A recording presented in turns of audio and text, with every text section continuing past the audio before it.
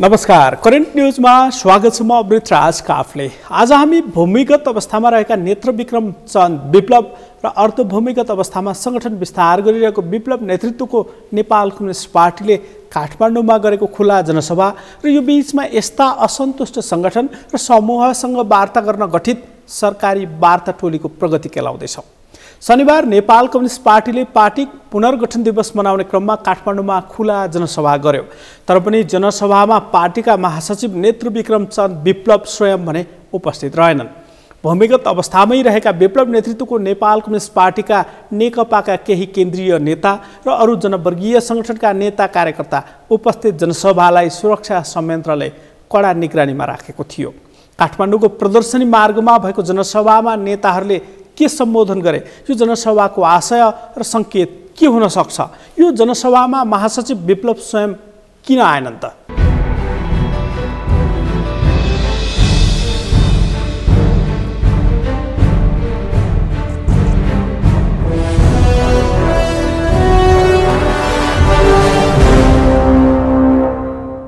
काठमाडौँको प्रदर्शनी मार्ग स्थित सभास्थलमा विभिन्न क्षेत्रबाट नारा जुलुस सहित जम्मा भएको र्यालीका सहभागीले सर्वहारा वर्गको मुक्तिका लागि जनसङ्घर्ष जारी रहेको र जनयुद्धकालीन एजेन्डा पुष्पकमल दाहाल प्रचण्ड नेतृत्वको नेपाल कम्युनिस्ट पार्टी नेकपा माओवादी केन्द्रले समर्पण गरेको भन्दै क्रान्तिको औचित्य पुष्टि गर्ने प्रयास गरे। पार्टी पुनर्गठनको 5औं वर्षगाँठका अवसर पारेर नेकपाले गरेको जनसभामा अनुमान गरिए भन्दा बढी समर्थक अनि शुभेच्छुकको उपस्थिति रह्यो। जनसभालाई पार्टीका महासचिव नेत्रविक्रम चन्द विप्लवले सम्बोधन गर्ने बताइएपछि अन्तिम समयमा प्रहरीले धरपकड गर्न सक्ने विश्लेषण लगत्तै विप्लव सहभागी नहुने जानकारी गराइएको थियो।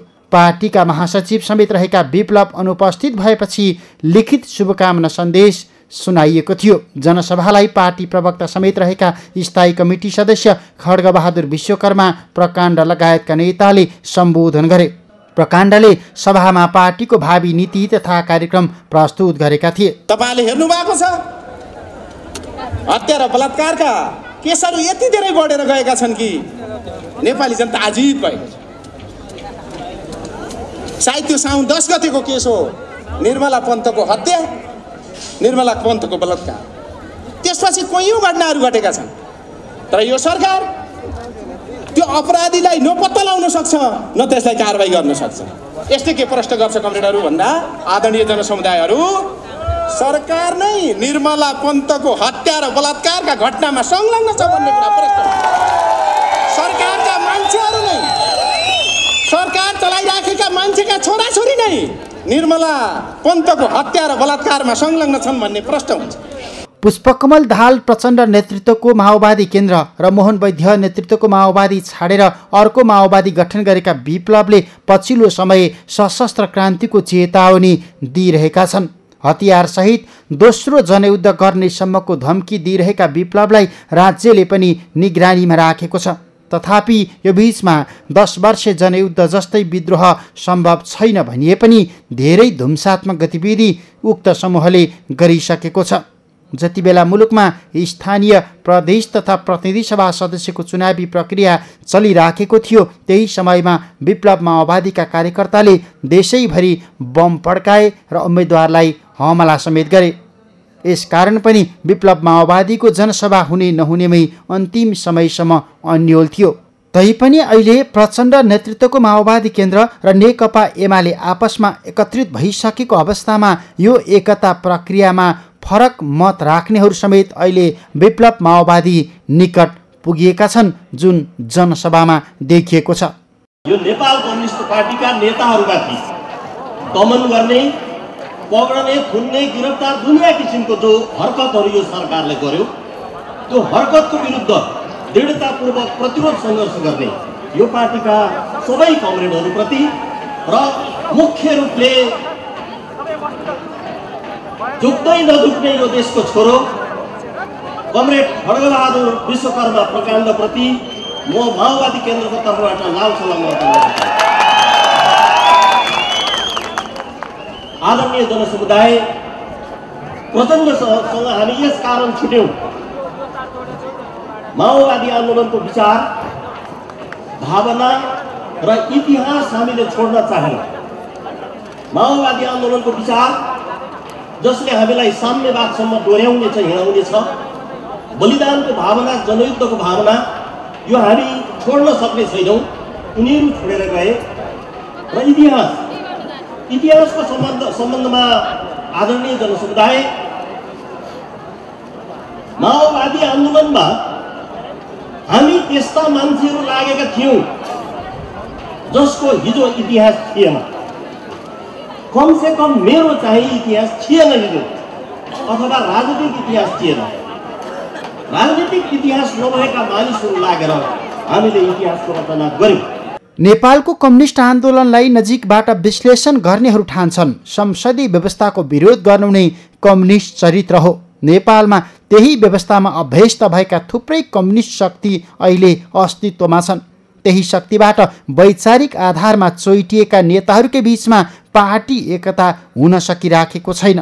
तैपनि संसदीय व्यवस्थाको ज्वरो उखल्नुपर्छ भन्ने विप्लवसँग निकट रहेका कम्युनिस्ट नेताहरू बिस्तारै कार्यगत एकताको चरणमा चाहिँ पुगेका छन्, जसमा मोहन वैद्य र विप्लव बीचको एकताको चर्चा यही आम सभाकै दौरान चलिराखेको थियो। पार्टीहरूको बिचमा एकता गर्नको निम्ति जो आधार, बलियो आधार पहिले तयार हुनु पर्थ्यो, विचार, राजनीति, कार्यदिशा सबै मिल्नु पर्थ्यो, त्यो नभइकन भएको एकता हो। यो चाहिँ चुनावलाई केन्द्रमा राखेर, सरकारलाई केन्द्रमा राखेर गरिएको एकता हो। नत्र भने म यहाँलाई भनौँ, पहिले जनयुद्ध सुरु गर्दा पनि एमालेकै सरकार थियो। जब एमालेमै जानु थियो भने त्यतिखेरै गइदियाबानी हुन्थ्यो, जनयुद्ध गर्नुपर्ने थिएन। त्योभन्दा पछाडि चाहिँ त्यत्रो हिंसात्मक सङ्घर्ष भयो होइन, रक्तपातपूर्ण सङ्घर्ष भयो। अनि हुँदै हुँदै गएर पछिल्लो कुरा गरौँ, अब हामीसँग समय धेरै छैन, पछिल्लो चरणमा कुरा गर्दाखेरि पनि चुनावी गठबन्धन त स्थानीय निर्वाचनमा त माओवादी केन्द्रको त काङ्ग्रेससँग भएको थियो नि त, अस्तिको कुरा हो नि होइन। ओलीजीलाई अविश्वासको प्रस्तावको प्रस्तावकै प्रचण्डजी हो भनेपछि एकाएक कसरी एकता भयो, त्यस्तो कहीँ पनि हुँदैन। चुनावका बेलामा विप्लव समूहले बम पड्कायो र उम्मेद्वारहरूमाथि धावा बोल्यो, तर मोहन वैद्य नेतृत्वको क्रान्तिकारी माओवादीले देशभक्त जनगणतान्त्रिक मोर्चाका नाममा चुनावलाई उपयोग गर्ने प्रयास गर्यो। तर पनि समय समयमा पार्टी एकता र कार्यगत एकताको कसरतमा रहेका यी दुवै माओवादी निर्वाचन आयोगमा दर्ता नभएका दल हुन्। अर्ध भूमिगत सङ्गठन तर भूमिगत अवस्थामा रहेको विप्लव माओवादीले अहिले विभिन्न घटनाक्रमसँगै प्रधानमन्त्री केपी ओलीका लागि मात्र नभएर यो सङ्गठन कालान्तरमा प्रचण्डका लागि पनि चुनौती बन्न सक्छ भन्ने सङ्केत गरिराखेको छ। यसका लागि पनि तत्काल वार्ता गर्नुपर्ने र मुलुकलाई शान्तिपूर्ण बाटोमा अग्रसर गराउनुपर्ने बलियो राजनीतिक प्रतिबद्धता अहिले खोजिन थालेको छ। सरकारले अहिलेको संविधान र राज्यको प्रक्रियाभन्दा बाहिर रहेका कुनै पनि समूहहरूसँग वार्ता गर्छ भने नेपाली कांग्रेस पार्टीको कुनै बिना शर्त त्यसमा समर्थन रहन्छ, आवश्यकता अनुसार हाम्रो सहयोग रहन्छ र यो सरकारको निमित्त सरकारको कर्तव्य पनि हो। नेपाली कांग्रेस पार्टी आफै नै नेतृत्व गरेर माओवादीहरूसँगको वार्ताको अगुवाई गरेको नेपाली कांग्रेस पार्टी। राजनीतिक विश्लेषकहरू भन्छन् विकासको बाटोमा अघि बढ्ने प्रतिबद्धता जनाइरहेको वाम सरकारका सामु अब कुनै पनि समूहगत हिंसात्मक चुनौती बाँकी छ भने त्यो विप्लव समूहबाटै हुने देखिन्छ। त्यसैले माओवादीका नाममा हुन सक्ने हिंसाबाट देशलाई कसरी मुक्त गर्ने, यसको उपाय खोज्ने जिम्मेवारी अहिले प्रचण्ड र केपी ओलीको काँधमा पुगेको छ। किनकि गिरफ्तारी, निगरानी र धरपकड मात्रै यस्ता राजनीतिक असन्तुष्टिको अन्त्य गर्ने उपाय होइन। यसले त्यस्ता असन्तुष्टिलाई थप बलियो र सङ्गठित बनाइदिन्छ। विप्लव माओवादीको युवा सङ्घले यसअघि विराटनगरमा राष्ट्रिय सम्मेलन आयोजना गर्दा सो सम्मेलनमा प्रहरीले हस्तक्षेप गर्यो र पूर्व राज्य मन्त्री पदम राई लगायतका नेतालाई गिरफ्तार गर्यो। आफ्नो शान्तिपूर्ण कार्यक्रममाथि प्रहरीले हस्तक्षेप गरेको भन्दै त्यसैको विरोधमा तत्काल विप्लव माओवादीले नेपाल बन्द समेत गर्नु पर्यो। यही विराटनगरको घटनाबाट पाठ सिकेको वर्तमान सरकारले शनिबार काठमाडौँमा भएको आम सभामा भने हस्तक्षेप गरेन।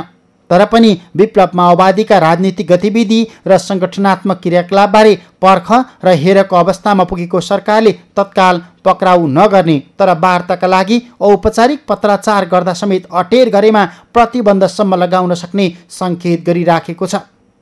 तथापि सरकारले विप्लव नेतृत्वको माओवादीबारे ठोस धारणा बनाउन अझै सकेको छैन। यही धारणा नबनिसकेकै कारण हिंसात्मक लाइन लिएको समूहलाई खुल्ला गतिविधि गर्ने स्वतन्त्रता दिएको एकाथरीको विश्लेषण छ।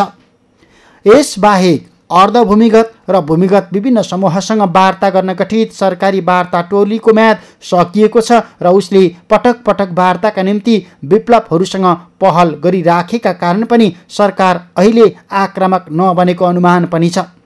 भदौ 8 गते गठन भएको सांसद सोमप्रसाद पाण्डे संयोजक रहेको वार्ता टोलीले यो बीचमा विभिन्न 42वटा समूहको पहिचान गरेको र 23वटा समूहलाई पत्र पठाएको अनि 20वटा समूहसँग निरन्तर वार्ता चलिराखेको जनाएको छ, जसमा मुलुक विखण्डनको नारा लगाइराखेका सिके राउतहरू वार्ता गर्नुपर्ने शक्तिका रूपमा गनिएका छैनन्। विप्लव नेतृत्वको माओवादीले उठाएका धेरै मागप्रति भने सरकार सकारात्मक देखिएको छ। त्यसैले पनि विप्लव समूहले दबावका निम्ति सरकारको नाडी छाम्ने उद्देश्यले काठमाडौँमै शक्ति प्रदर्शन गरेको सजिलै अनुमान गर्न सकिन्छ।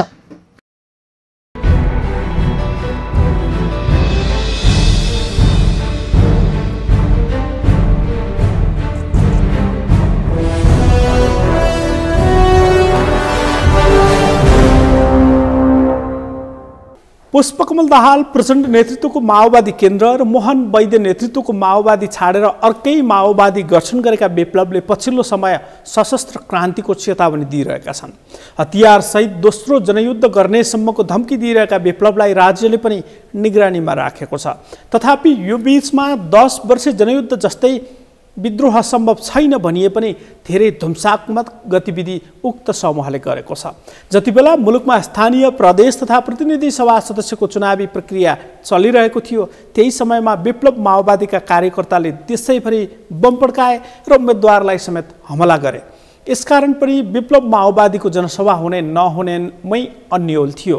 तैपनि अहिले प्रचण्ड नेतृत्वको माओवादी केन्द्र र नेकपा एमाले आपसमा एकीकृत भइसकेको अवस्थामा यो एकता प्रक्रियामा फरक मत राख्नेहरू समेत अहिले विप्लव माओवादी नजिक पुगेका छन्। थप सामग्री एकैछिनको विश्रामपछि।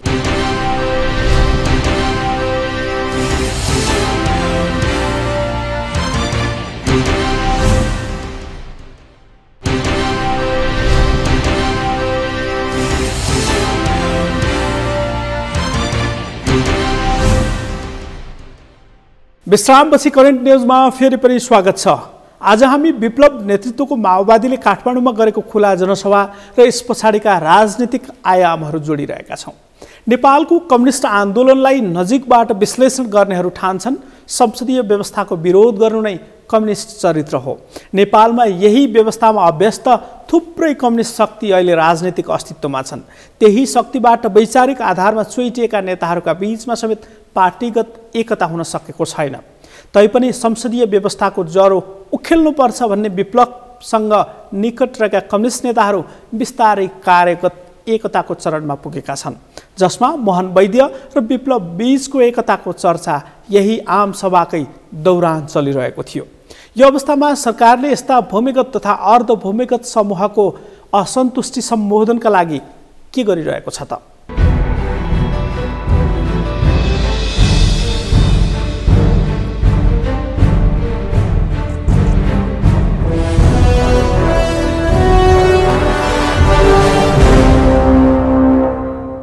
अब यसको त समयावधि धेरै लामो त भइसकेका छैन, मात्रै चाहिँ हामी 3 महिनाको मात्रै काम गरेका छौँ र यसमा चाहिँ जुन हामीलाई 2टा टिओआर दिएको छ। पहिलो कुरो त विगतमा भएका सहमति सम्झौताहरू करिब 22वटा समूहसँग आनन्द ढुङ्गानासम्मको जुन वार्ता टोली थियो त्यसले गरेको सहमति सम्झौता टुङ्ग्याउनको निम्ति पनि अब यो सबै रेकर्ड तयार गर्ने काम भएको छ। त्यो हामी धेरै अगाडि पुर्याइसकेका छौँ र मात्रै सरकारले निर्णय गर्न बाँकी छ र सँगसँगै त्यति हाम्रो अर्को टिओआरमा चाहिँ त्यति बेला वार्तामा छुटिएका असन्तुष्ट द्वन्द्वरत संविधानको दायराभन्दा बाहिर रहेका सबैलाई चाहिँ वार्ता गर्ने भनेको छ त्यसमा पनि हाम्रो चाहिँ प्रगति अगाडि बढिरहेछ मात्र के हो भनेदेखि अलिकति समयावधिले चाहिँ धेरै कुरो टुङ्गो लगाइ नै हामी सकिसकेका छैनौँ तर यसको प्रक्रियालाई हामी अन्तिम रूप दिनेतर्फ हामी चाहिँ उन्मुख छौँ र हामी अन्तिम रूप दिने अन्तिमको एउटा तयारीमा हामी पुगिसकेका छौँ अब यसमा के छ भने म प्रष्टै भनौँ अब हामी राजनीतिक वार्ता टोली 2075 भनेर हामीलाई जुन खालको जिम्मेवारी दिएको छ यसभित्र सीके राउतका जुन गतिविधि छन् उनका चाहिँ कार्यक्रमहरू छ जुन खालको उनीहरूको योजना छ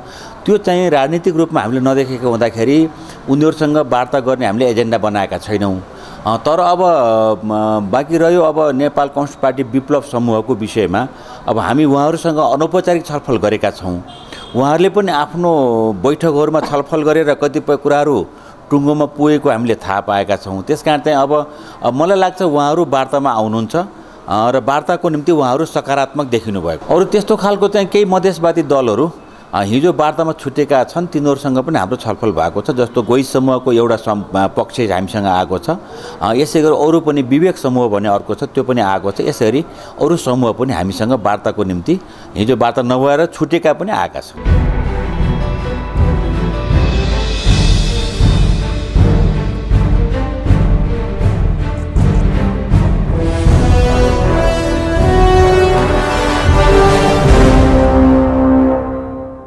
अर्धभूमिगत सङ्गठन तर भूमिगत अवस्थामा रहेको विप्लव माओवादीले अहिले विभिन्न घटनाक्रमसँगै प्रधानमन्त्री केपी शर्मा ओलीका लागि मात्रै नभएर कालान्तरमा प्रचण्डका लागि पनि चुनौती बन्ने देखिरहेको छ यसका लागि तत्काल वार्ता गर्नुपर्छ र मुलुकलाई शान्तिपूर्ण बाटोमा अग्रसर गराउनुपर्छ नत्र विकासको बाटोमा अघि बढ्ने प्रतिबद्धता जनाइरहेको वाम सरकारका सामु अब विप्लव समूहको हिंसात्मक क्रियाकलाप चुनौती बन्न सक्छ अब हुन सक्ने हिंसाबाट देशलाई कसरी मुक्त गर्ने यसको उपाय खोज्ने जिम्मा अब प्रचण्ड र केपी ओलीकै काँधमा आएको छ किनकि गिरफ्तारी निगरानी र धरपकड मात्रै यस्ता राजनीतिक असन्तुष्टि अन्त्य हुन सक्दैन यसले त्यस्ता असन्तुष्टिलाई थप बलियो र सङ्गठित बनाइदिन्छ हवस् त करेन्ट न्युजको आजको समय सकियो भोलि फरक विषयका साथ उपस्थित हुने नै छौँ नेपालको पहिलो न्युज च्यानल सगरमाथा टेलिभिजन हेर्दै गर्नुहोला नमस्कार